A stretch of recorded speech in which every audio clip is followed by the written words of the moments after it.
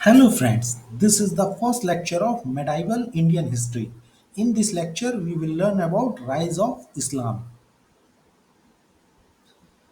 In ancient time, after the fall of Greek rulers, the Middle East tribal region was dominated by the Roman Empire. The Romans were Christian followers, but they did not put any effort into evangelism of Middle East tribal people.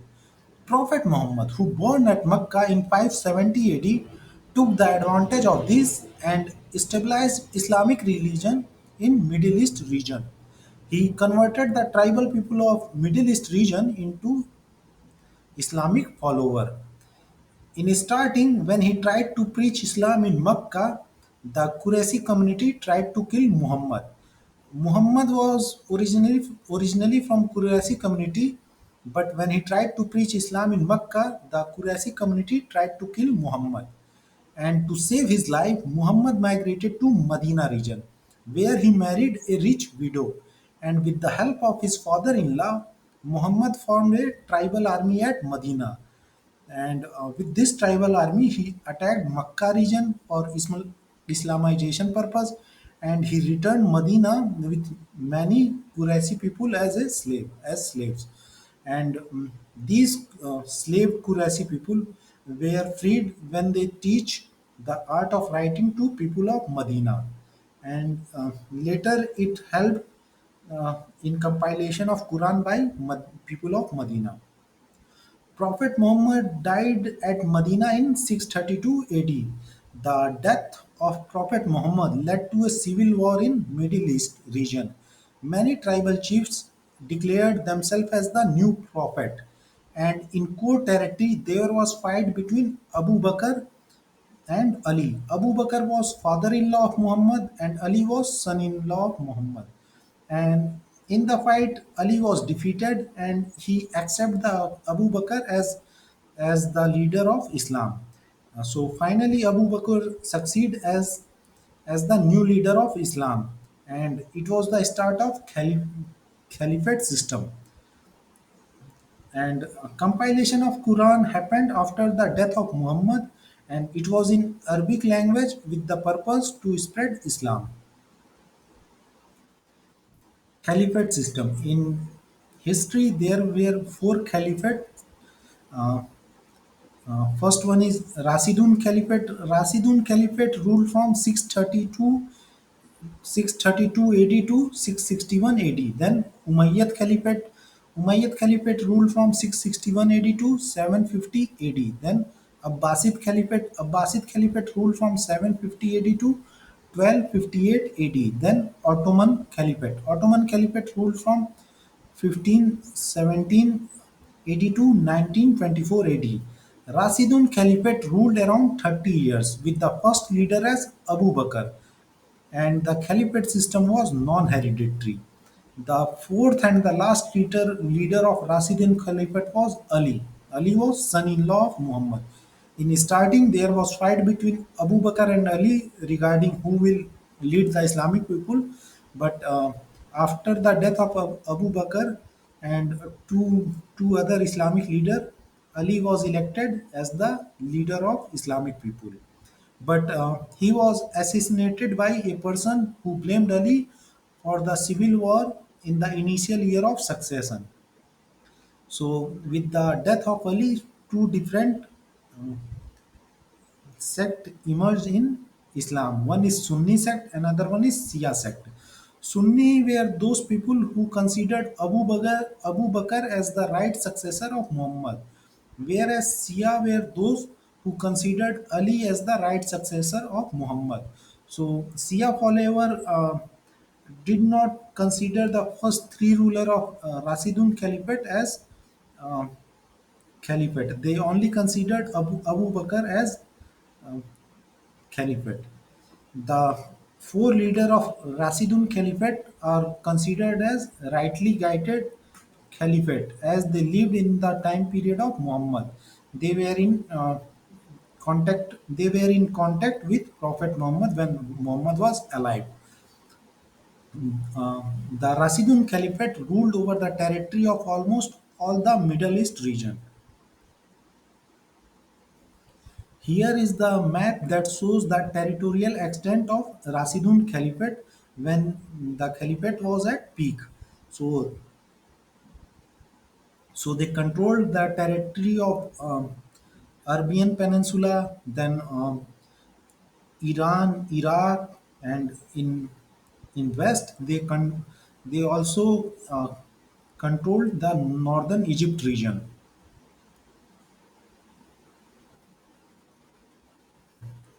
After the death of Ali, Umayyad stabilized the Umayyad Caliphate. Umayyad were originally against the Islam religion, but they later accepted the Islam. Umayyad was Qurayshi community, and they started the hereditary caliphate system. The Umayyad Caliphate ruled from the capital at Damascus, Syria. Muhammad bin Qasim was general of Umayyad Caliphate and he attacked Sindh region in 712 AD. He defeated the Sindh ruler Dahir. Dahir was a Brahmin ruler of Chach dynasty and he got defeated in the Battle of Rewar. So after this battle, Muhammad bin Qasim captured Sindh and Multan region, and Muhammad bin Qasim called Multan as the city of gold. There is a Persian book named Chachnama. Chachnama means story of Chach. Uh, this book describes the Arab attack on Sindh region by Muhammad bin Qasim. It describes the war between Muhammad bin Qasim and Dahi or Battle of Rewar. This book is also known as Fateh-Nama Sindh. Muhammad bin Qasim laid the foundation stone of Muslim rule in India. Area west to the Indus River was under the control of Arab ruler and in Persian language they called the Sindh region as Hind region and Sindhu river as Hindu river.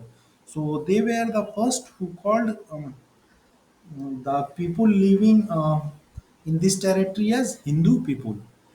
Uh, Muhammad bin Qasim introduced camel and jizya, jizya, and jizya was tax on dhimmi or non-Muslim people. He introduced this in Sindh region. Many people in Sindh region converted to Islam just to escape the additional burden of jizya tax. The Umayyad Caliphate. uh, the Umayyad Caliphate ruled prior to tripartite struggle, and they ruled over a large territory from Egypt in west to Sindh in east.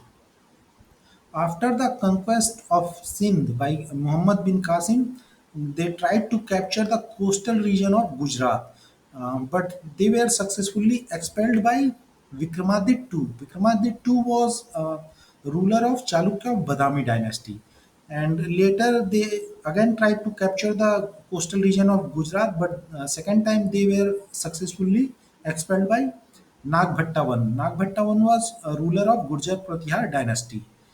After the death of ruling caliphate, the next Khalifa imprisoned Muhammad bin Qasim and sent Muhammad bin Qasim in another region. Sindh and Multan were governed by caliphate for the next 150 years, and Sindh become independent later in late Caliphate. After Umayyad Caliphate, Abbasid Caliphate was founded uh, by the descendants from Abbas Abdul Muttalib. And Abbas Abdul Muttalib was uncle of Muhammad. They claimed the caliphate because of the blood relation with Muhammad. Their territory was from Egypt in the west to Sindh in the east, and they ruled from the capital at Baghdad. They shifted the capital at Baghdad. In in Umayyad Caliphate, the capital was Damascus at Syria, but the capital of Abbasid Caliphate was Baghdad, and the period of 775 to 860 AD was the golden age of Islam. During this period, Baghdad became the center of science, culture, and innovation. And the reason for the golden age of Islam was they They control over the northern Africa region, and this led to the exploitation of the gold reserve of the Africa region. And with the control of African gold, their economy and revenue flourished. And with a strong economy and revenue, they patronized numerous scholars from Asia, mainly India and China. And at that time, scientific culture in these two countries, India and China, were very high, very advanced. And these scholars from India and China were treated with high dignity even after being non-Muslim. So there was religious tolerance in Abbasid Caliphate. These scholars contributed to the development of science and culture, including translation of various Indian Sanskrit texts into Persian language and Arabic language. And because of this period was golden age of Islam. From 860 AD, the disintegration of kingdom started, and many small kingdoms declared their independence. In 1998, Mahmud of Ghazni ascended the throne and later took the title of Sultan. He almost declared himself independent, but he maintained ideological link with Abbasid Caliphate. He ruled Iran and Afghanistan region mainly, but he was Turkish. The dynasty was the Gamni of Ghaznavid dynasty. Muhammad Ghazni led the first Turkish attack on India. So the first Turkish attack on India was by Muhammad Ghazni. Uh, but there is another person, Subuktigin. Subuktigin was father of Ghazni, and he was the first Turk to attack India. But as Subuktigin was under the command of Arab ruler, so it was an Arab attack on India. When Subuktigin attacked on India, it was Arab attack on India. But in objective question, when they ask who was the first Turk to attack India, then it was Subuktigin. But first Turkish attack on India was by Muhammad Ghazni because he declared independence from Abbasid Caliphate. He took the title of Sultan. Ghazni fought against other Turkish tribes who were against the Islam in in in in Middle East region. With declaring independence from Abbasid Caliphate, many faraway kingdoms lost the revenue from African gold, not Arab gold, from African gold. So they started looting. So they start looting neighboring kingdoms for their gold currency. On the same line, Muhammad Ghazni raided India for 17 times between 1000 to 1027 AD. Ghazni looted rich temple and took slave with him from India. The first invasion of Ghazni was in 1001 AD. He defeated Jaipal. Uh, Jaipal was Hindu Shahi ruler uh, of Punjab region, and he got defeated in Battle of Peshawar. Then in 1009 AD, he again defeated Anandpal. Anandpal was son of Jaipal. He was also the ruler of Hindu Sai dynasty, and he got defeated in the Battle of Chach. These two battle is described in book uh, written by Al-Utabi. Al-Utabi describes these two battles. So in Chachnama, the battle of Chach is different from Chachnama. In Chachnama, um, we find mention of battle of Revar, but battle of Chach was described by Al-Utabi.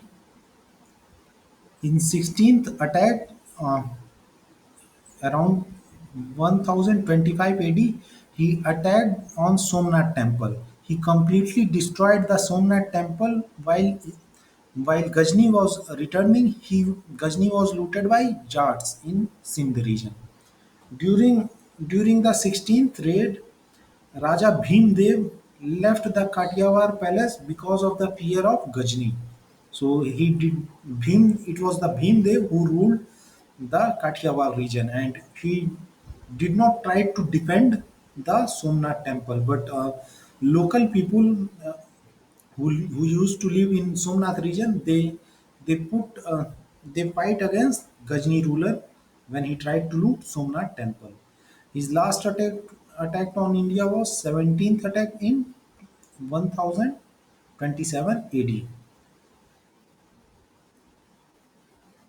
Ghazni died in 1030 AD. Later, his son Masood captured the Kashmir region. Firdausi was the court poet of Ghazni. Firdausi wrote Shahnama. Shahnama was history of Persia from ancient times, and it was written in Persian poetry. Um, at that time there was fight going on between the dominance of language. Arabic people tried to impose Arabic language on Persian people. So Firdausi, he was the court poet of Ghazni. He wrote Shahnama to show the glory of Persian people or Persian language or and Persian ethnicity. And because of Shahnama, Firdausi was known as Homer of the East. Al-Utabi wrote Tarikh-e-Yamni or Kitab-e-Yamni. It was related to Ghazni dynasty, and it gives description about Subuktigin and Ghazni, and it was written in Arabic language. So this book gives information about 17 raids by Mahmud Ghazni and about Battle of Church and Battle of Peshawar, in which Ghazni defeated the Hindu Shahi rulers. Al-Biruni was Iranian scholar. He came to India with Ghazni. Al-Biruni wrote Tarikhul Hind, and Tarikhul Hind is reality of Hindustan. He gives description about India at that time. In 1258 AD, Hulagu Khan was Mongol ruler, and he was grandson of Genghis Khan. He captured Baghdad and executed the royal family member of Abbasid Caliphate. So the Abbasid Caliphate came to an end after the attack of Hulagu Khan. And then in 16th century, there was rise of Ottoman Caliphate. And this is the end of lecture. And in next lecture, I will start about Rajput ruler and Mahmud of Muhammad Ghori. So this is the end of lecture. Thank you.